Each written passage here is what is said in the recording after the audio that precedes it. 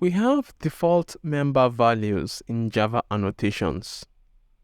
In this lesson, we will make use of that feature. So here is our main method code. The code creates a new object of home. It gets a reference to the method renovate using the get method of the class object. And at the end, it prints the currency and amount information stored in the annotation. When applying an annotation, the two members must have their values set, except if they already have default values.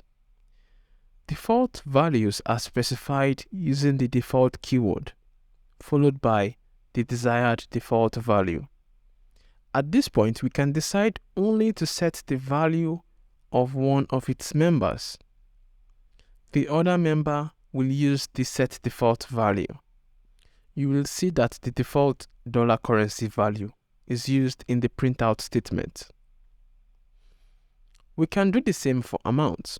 We set the value for currency and not for amount. When the code is run, we see that the currency is pounds and the amount is 1000, which is the default amount value. Since both members have default values, we could call the annotation without setting a value for any of the members. In this case, the default value for each member will be used.